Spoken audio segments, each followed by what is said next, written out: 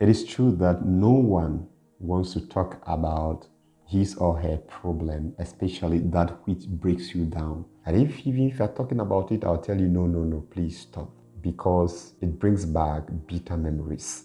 It's like you are reliving the experience, and it is not easy to go through such experience all over again. You want to close the docket on that event and move on. That is what we do. That is why some people, when they are going through difficulties, challenges in life, some they drink so that they will not think about that.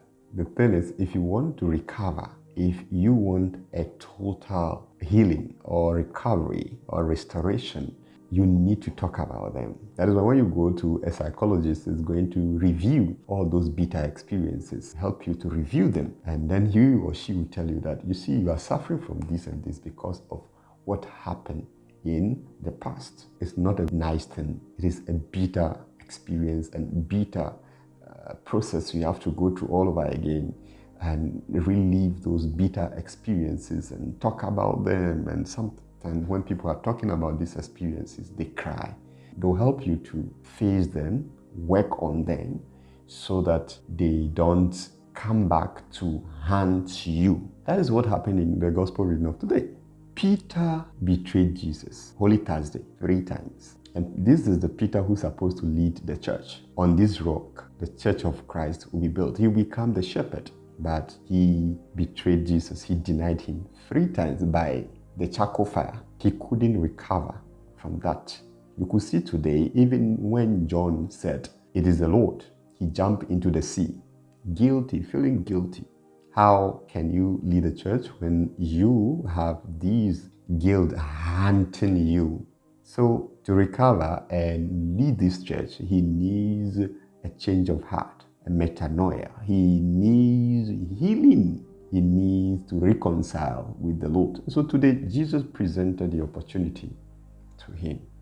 But then, Jesus knows that to heal, he needs to take him through a step-by-step process. He needs to take him through these stages of recovery. So he took him back, first of all, back to the fact that, you see, I called you when you were fishing. So when they were fishing, Jesus came. The whole night, they couldn't catch any fish. And Jesus came and told him, he commanded just as he did from the beginning, cast the net. Peter also denied Jesus by the charcoal fire. They asked him 3 times and he denied Jesus 3 times. So today, by the charcoal fire again, you need to smell the experience, feel the experience, the scene, vivid, graphic, and very painful. To relive that experience all over again, but you need it for recovery. And not only that, he was asked 3 times. And you could see the 3rd time he was very angry. He had to respond, "Lord, you know everything." Broken, would be like crying, weeping. It is true. If you want to recover, if you want to get healing, if you don't want to continue hurting people from, trying to project what happened to you in the past, you don't want to take that into relationships. You don't want that to affect your relationship with your friends, your partner, a world around you. What you need to do is not to brush those experiences, what happened to you in the past. Not to say, I don't want to talk about it. I don't want to think about those moments. No.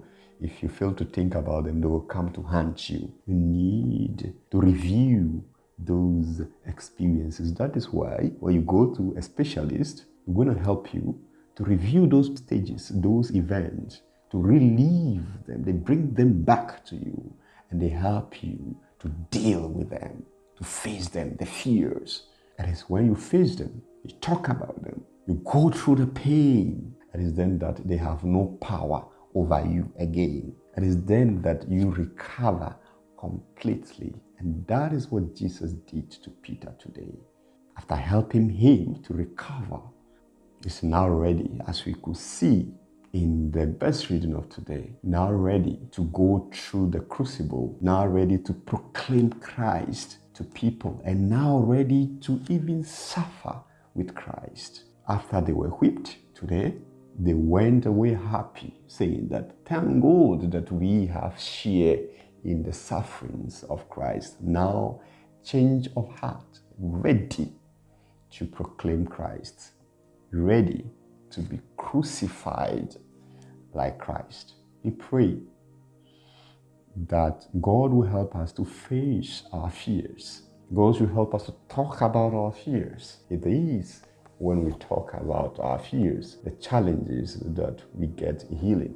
You see also today, the only person who was able to recognize Jesus was John. John was with Jesus. He saw everything. And seeing represents direction, focus. If you want focus, you want that direction in life, then you need to be like John. You need to love Jesus. Remember, apart from him, you can do nothing. If you cut Jesus out of your life, you lose the focus like other apostles. It becomes very difficult to have that direction, that purpose you want in life. May God help you also to love Jesus, so that loving him, he will grant you that direction, that vision you need in life.